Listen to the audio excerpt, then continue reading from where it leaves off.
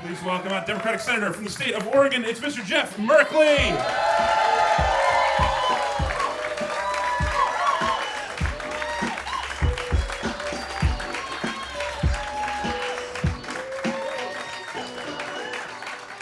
They love you, Jeff.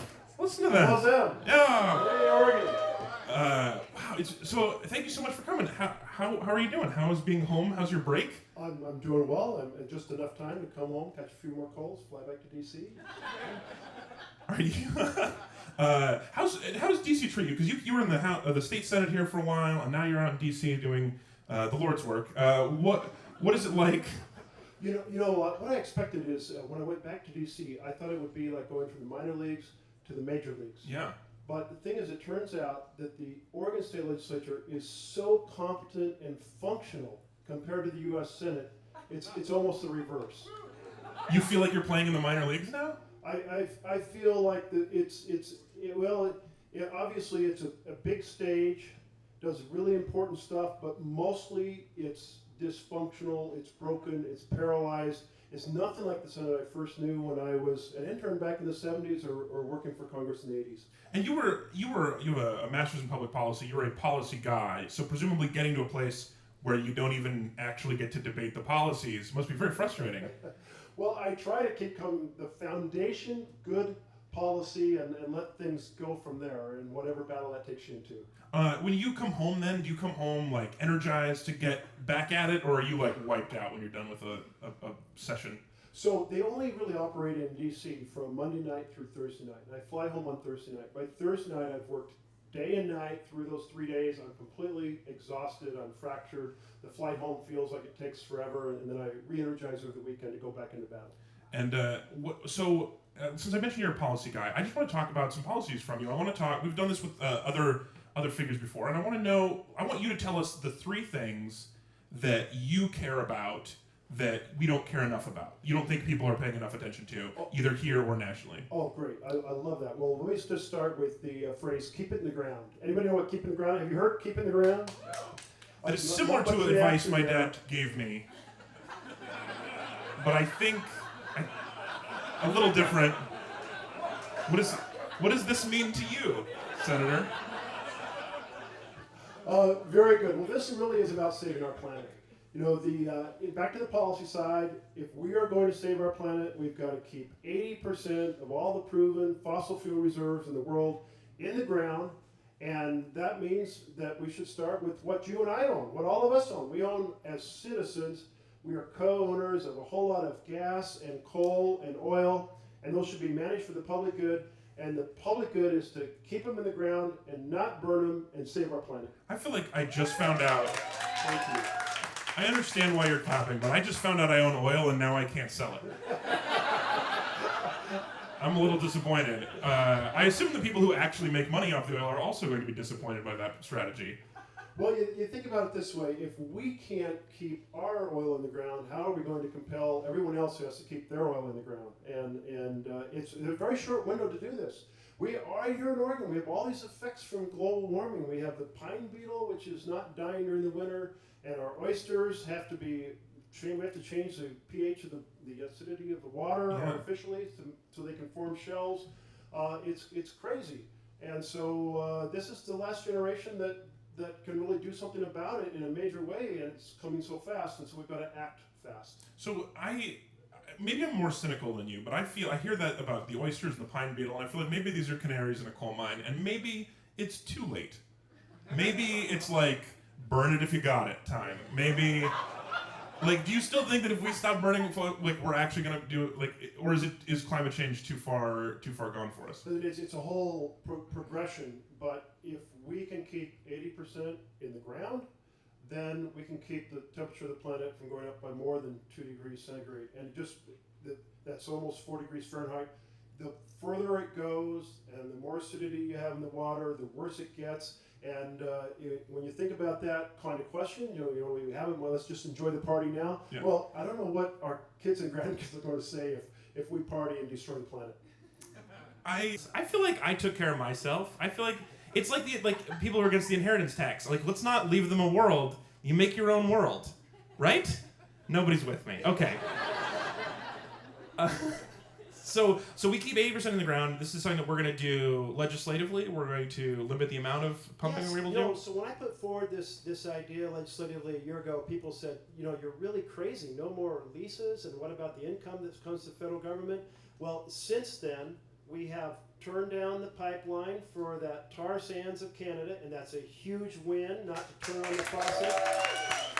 I had a bill on no drilling in the Arctic, and that's part of keeping it in the ground. And since then, Shell, and by the way, the protesters in Oregon were awesome in helping out with this. Shell decided not to drill in the Arctic, and no more leases there. And now we were lobbying the president, and he has shut down any new coal leases. So 3 big victories in what seemed a year ago like an impossible idea. When you're in, this is a very welcoming crowd for your ideas. I wonder if the Senate is also this excited when you propose something like that. Yeah, the Senate's not so excited because here's a big problem, is that the Senate is now controlled by the Koch brothers. I walked into the restroom last week and I heard 2 Republican senators saying, well, we got the word from the Koch brothers. Now we have to take X position on the presidential, which was that clear? Bill. And I'm like, really? That's what the U.S. Senate is going to do? But think what happened in 2014 when I last run. The Koch brothers came into our state. They spent probably around $5 million promoting my opponent because she signed on to their fossil fuel burning agenda. And I must say, I put up ads after Labor Day attacking the Koch brothers, saying these out-of-state oil and coal billionaires, and their campaign collapsed so fast. Thank you, Oregon, for driving the Koch brothers out of our state. Bree, you got really excited when he said, I was in the men's restroom at the Senate. Well, this is the kind of House of Cards dirt we wanted. This political episode. Bathroom stuff.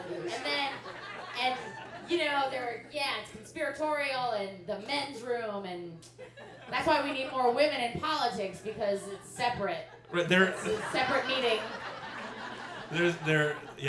Although it also makes me think we should have more political journalists hanging out in men's rooms, because this is where you hear the stuff. Well, that's the best stuff I've ever heard there, actually. Oh, good. Okay. What's number 2 on your thing that we should care more about? Well, the Supreme Court. The Supreme Court right now, it has become the most politicized instrument. My Republican colleagues are trying to pack the court by taking away the power of this president to do what he's supposed to do and what we're supposed to do, which is give advice and consent. And it's really outrageous. The Supreme Court makes so many key decisions. For example, the reason the Koch brothers could do what they did was Citizens United decision. Right. The total opposite of what Jefferson laid out as a vision of this country, where citizens have an equal voice. Instead, we now have a public commons that costs a lot of money, and allowing the concentrated power of corporations to act as if they're a person and spend unlimited sums is a complete corruption of our democracy, and it's the Supreme Court that makes that call. And we need to have this president's nominee heard before the Senate, debated before the Senate, and hopefully confirmed by the Senate. So yeah, I think we agree with that. But you're a practical man. You understand how things work. What would you put if you were betting? What would be the odds of that actually happening? Well, it's not great odds, but it's possible. I mean, let's see what the Tell me the way that it's possible. I'd love to hear that. Okay, the road path is this: President puts forward a nominee. That nominee has ties to key demographic groups in this country, and suddenly you have the Republican candidate saying, well, we need that group to support us, and we are not going to treat that person in a way that's never been done before. I mean, we always give a fair hearing. The Senate, when the Democrats are in charge, they gave fair hearing election year to Republican nominees, vice versa. It's been 12 times. This idea that suddenly a president is elected for 4 years but only carries constitutional powers for 3 years. No, it wasn't. Yeah, I looked in the Constitution. I looked it up, and it wasn't there. It didn't say year 4 it stops. Sorry. Well, but everybody slides senior year. Yeah, like the president is taking tennis lessons and just working on his thesis at this point. Well, this is a piece. Whatever else slides, this one shouldn't. Okay. This is too important. And number 3, what's the third one on your mind? Well, the third is really a battle that's coming up this week, and I don't know if it always third on my list, but I'm going to talk about it now because Monsanto is trying to jam through. Big fans of Monsanto in the house. Monsanto I crowd, don't think yeah. they're clapping for Monsanto. I You don't don't think- think so. You don't think? No. Here's what's happening. In July 1st, a law goes into effect in Vermont, in which Vermont said, we want to put on the label information about whether there are GMO, genetically engineered ingredients in the food. And so Monsanto says, we have to stop that. We do not want states giving information on genetic engineering to their citizens, even if their citizens really want it. So they are trying to ban states from acting. It's called the DARK Act, or I call it the DARK Act. Many people do. Deny Americans the right to know. It's not the official name, but Oh, it's a pretty good let's acronym, make though. it stick. Yeah. Right, and so I fought this during the big spending bill at the close of the year. They were trying to stick it in there. We won that battle, kept it out. But now it's come out of committee. They're going to put it on the floor this coming week. And I'm trying to rally America to say no to Monsanto and yes to citizens' right to know what's in their food. So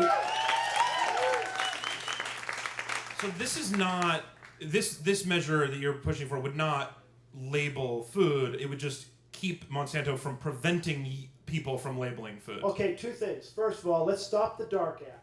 Okay. All right, but I did put forward a different act that I think is completely fair. It's been endorsed by Ben & Jerry's. It's been endorsed, with Ben & Jerry's, what other endorsement do you need than Ben & Jerry's?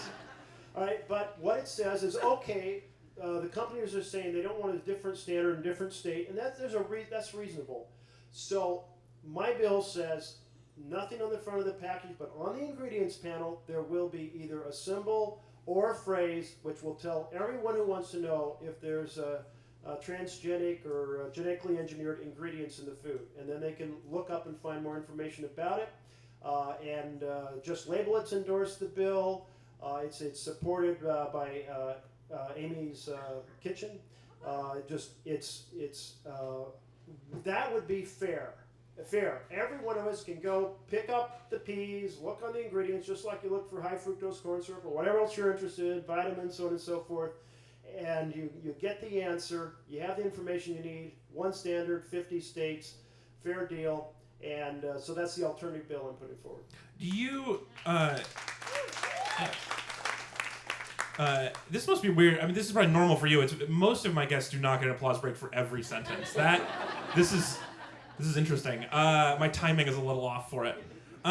When you write a bill, I was just curious about that because you mentioned this is your bill. When you write a bill, and you know that bills, on average, don't get very far. When you write a bill, is it like a child that you've put into the world? Are you nurturing, or is it like I've done it, I've done my best, on to the next thing? Like how emotionally attached do you get from one of your own bills? Well, I get pretty attached. Yeah. Yeah, I mean, because I feel like, in this case, for example, I brought in all the food companies, I brought in all the advocates, and tried to find the intersection so that we could have a bill that would do something useful in the world, give information consumers want, and fend off a very dark deed. Did I mention it's called the DARK Act? You did. You're gonna make that a thing. I think it's gonna happen. Because we have to rally the country over the weekend, because next Monday or Tuesday, the majority leader wants to put this DARK Act on the floor of the Senate. We don't have much time. So that's a challenge. I just want to push back for just 1 second on this idea, because I'm personally unsold, I think, on this idea of labeling ingredients. Do you think that it's possible that saying, so, like, if you said this product definitely doesn't contain applesauce, all of a sudden people would be like, is applesauce bad for me? What's the science on applesauce? Doesn't requiring a labeling of a thing imply the government thinks this is a bad thing? Well, on that label are what vitamins are in the food. Obviously not a bad thing. How many calories, that's kind of neutral. Maybe it's good or bad, depending on if you want to gain weight or lose weight. Right. So and so forth. It's just information that consumers care about. For example, we require with fish, when it's sold in grocery stores, it has to be labeled whether it's caught wild or in a farm. Because we care about it. So we ask the government to tell us so we can exercise our discretion. Juice, it says on the package whether it's from concentrate or it's fresh. Why? Because consumers care about it and we want to know. Well, consumers care about this. And here's the thing. The folks who are against this, who are against the labeling, they say, well, scientifically there's no concerns of any kind about genetically engineered ingredients. And it's just not true. We are seeing weeds become resistant to herbicide because of the massive amounts of herbicides on Roundup Ready. We are seeing the western corn worm is becoming completely resistant to the pesticide that's been inserted into the roots genetically. We are seeing the impact on organic farmers because cross-crop contamination. And it even has an impact on the monarch. Do you like monarch butterflies? Do you like monarch? We're for them? Oh, we're against them. There's some booing? Really ambivalent about these monarch butterflies here. Okay, but in the Midwest, the herbicide has grown so exponentially, it's wiped out the milkweed the monarchs feed on. So the monarch population has come down dramatically over the last 20 years. And Some really weird opinions on butterflies, you guys. I think that one was a joke. Beautiful thing. So there's scientifically documented benefits like vitamin A in rice that is needed somewhere in the world or something like that. But there's also scientifically documented concerns. That's why it should be up to the consumer, to the individual. They want to know. Let's let them know. They can make up their own mind. It's America. Awesome. I need to let you go. I have so many things I want to ask. I could talk to you all day. Let's do this, but you are busy. I'm not busy, but you're busy. Let me just ask: does the craziness of the presidential election does that filter down to you? Do you feel that in the Senate? Has it changed things? Well, it does affect the Senate. We're missing a bunch of members, although fewer all the time. We started out, it seemed like a dozen people were running for the Senate. Right. The rest of us were standing around going, well, they're running. Why aren't we running? You could have thrown your name in. We watched those first debates and we all went, well, we could do better than that. I think it's not too late to announce if you want to run in Iowa. I think a little late, I think. Okay. I think a little late. Not this time around. Ooh. Late night action exclusive. That cagey non-answer. We're breaking that here on That stage. thing might happen at some point. Yeah, maybe not. Awesome. Well, best of luck on those issues, on getting rid of the dark bill this week. Where do people go if they care about this, especially the one that's happening this week for that? Check out my website, senatormerkley.com, and they didn't give you one of those cool .gov sites? Senate.merkley.gov. That's right. Thank you. Oh, okay, cool. I bet SenatorMerkley.com is something weird. I bet that's not. You got it. Yeah. I'm glad you corrected that. That seems like one of the best parts is getting the .gov. Just Google the Dark Act, and it'll take you right into the conversation. That's great. Check that out. Google the Dark Act. You guys, not now. It'll be very rude. Wait till the second half of the show. Ladies and gentlemen, Jeff Merkley. Thank you very much.